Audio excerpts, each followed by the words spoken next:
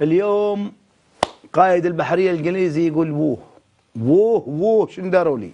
العفاق جمعة بورتيلو هذا خلاص وجفت الأقلام ورفع الصفح وبكرة نخش وناخذه.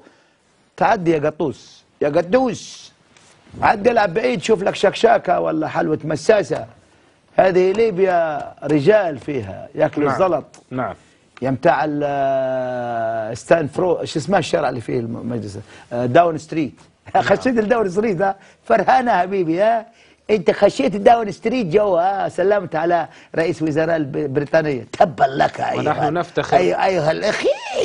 نعم. انت تطهرها ايدك. نعم. المفروض هلك يطهروا لك ايدك بالصابون وب7 مرات تغسل بالتراب يا عميل. يا شكارة قطر الساعة ب10 جنيه والحسابة بتحسب. الساعة ب10 جنيه ب2 مليون الصاروخ والحسابة بتحسب. تنقي تنقي تنقي فلس فلس فلس فلس عدي قوت برويطة حتشحت حتقعد القسم الله على البرويطة وشقاها عمري ما ريتها. نعم. وحتقول آخر الشهر لقيت دبارة بيع العقال وشري صنارة.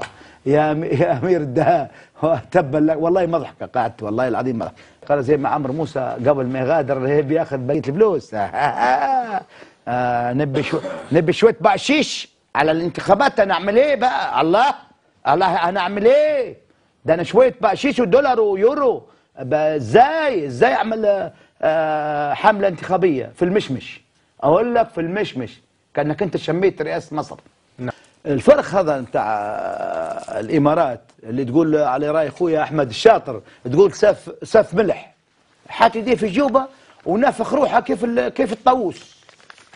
الزياط هذا الزياط اللي جايبين 24 ساعه اضربه هنا طلع من هنا ده اضرب النقطه دي الكف على كده. ونقول لك مره ثانيه يا زياط يا زيات يا خبير يا عسكري يا استراتيجي يا واد يا بوليتيكا يلي عامل نفسك في السياسة والبوليتيكا فأنت لا تسوى حتى تناكا يعني. فلذلك أو نقول لك يا أخي حاجة واحدة، أنت كنت فين في 67؟ سؤال والله العظيم 3 أنا عاوز أسأله لك. أنت كنت فين في 67؟ حدد لي بس في 67 كنت فين. لكن أبطال في 73 هم اللي جابوه شباب مصر اللي أكلوا خط برليف مش أنت. نعم. من جيل النكسة واللي حاولتوا يعني بكل الطرق أن تخفوا جرائم إسرائيل عنا، سواء عمرو موسى لما طالبوا بالأسرى والتعذيب اللي حصل. فلذلك أنا بقول لك يا زيات وأنت تعرف معناها بالليبي زيات. فأنت كنت فين في 67؟ أنت زي عمرو موسى بالضبط، واخد خريطة كده لوحة اعطوك الجنسيه القطريه واضربوا وانزلوا من هنا على مسراته وروحوا الزليتن وبعد كده تيجوا على طلميته. جاتك نيله في شكلك. خليني نقول لك فلطه الامارات اللي جبنا عقد همس. خليني نقول لك فلطه الامارات اللي جبنا عقد همس. هؤلاء اللي تشوف فيهم المفرخه هذوما. هؤلاء اللي تشوف فيهم المفرخه هذوما مع شركات مرتزقه محترفه في النديب والنحيب. حي علينا حي. هؤلاء التي يقهقه مع هذا امل كله في الجنه ان يقهقه مع هيلاري كلينتون زي الحمار ودنيه زي الفار، وهو تقول له سفف ملح على راي خونا احمد الشارف. زي هذا مش ملح، هذا ملح قاطع. اللي بطن مليانه تر حمد بن خاسر الملعون. اللي بطن مليانه تر حمد بن خاسر الملعون. اللي هلوا تو مصطفى عبد الجليل هذا خلينا نسميه باش نشتمه والله ما عادش نشتمه. تو اذا كان حتى خلاف ما يكونش عندك اخلاق، ما اللي خلاك راجل وجابك للعدل؟ سيف الاسلام معمر قدافي، خوالة سيف خوالة الاحرار من البراعصه الاحرار والناس اللي بوجوهها في الاحرار جو قالوا له يا سيف هذا لقاع له مقبع. ولما شفنا لمهم بالوذنين هذا الفرخ بتاع اللي ما يسواش كفين يضرب ويقول لك ايه وقد انتفضت مدينه وانضمت الى تيريليلي وعملت مع تيريليلي طرفشي وانتبهوا ورفعوا العالم. يا دين النبي الشعب الليبي هو ما هماش تفوا علي اعطوني، هم اعطوني حقي، تفوا علي يضربوني بالشلايك، يضربوني بالكنادر، بالكاتشوات، المهم ما كان هنا ينظر ادي له فيل اللي ما ترحموش. نعم يا راجل نعم. في هذا شوف لك سرقه ثانيه سقطت في القاع، في ذيل القاع، انت وبالغشه وبالفشه وبالكشه، انتوا حثاله من اللي يسمع فيكم حتى بالليبيين. نعم. من تعرف من اللي دفلهم المركب هذا اللي اسمه الزيات. انا بنسال الزيات المحلل العسكري الاستراتيجي اللي هو قابع وعطوه الجنسيه القطريه في قطر. وان كنت في 67 يا زيات يا سيادة اللواء، يا سيادة اللوز، يا سيادة اللوز، انت كنت فين في 67 يا باشا؟ كنت فين؟ كنت فين يا اللي جايب العار لنفسك؟ مستشار ولا تدي في معلومات للأطلنطي ولا ايه؟ انت في ايه؟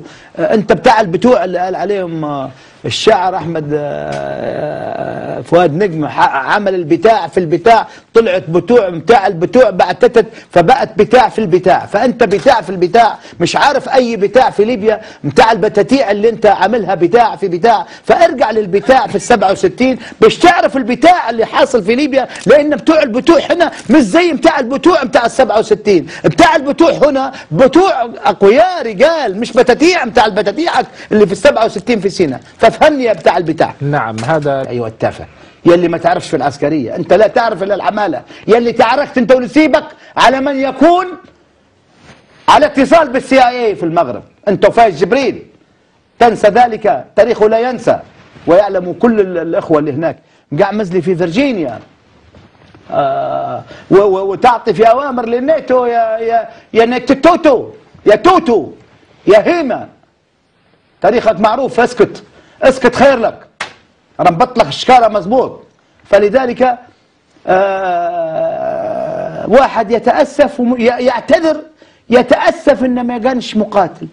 شنو ناقصه؟ بنغازي مش مسيطرين عليها قلتوا، والطيارات ينزلن من قطر اشكال والوان، وهكي ينزلن اشكال والوان، اهو قاعد اول طياره ركب عليها باتي، البندقه نوفروها لك نحن وموت شهيد. اليوم اهو نقول لكم حاجه، العميل الCIA اللي قال بنرشح نفسي يبي يرشح في بنغازي، سهد هيما يبي يرشح في بنغازي، هيما قدري تسمع بيها، يبي يرشح في بنغازي، هيما عنده جماهير ما يعرفوش شكله، ما يعرفوش خلقته، يبي يرشح متهم اهي قدامي في النت، متهم في النت مصطفى عبد الجليل في النت بسرقة، والله على ما أقول شهيد أمامي، بسرقة أيوة.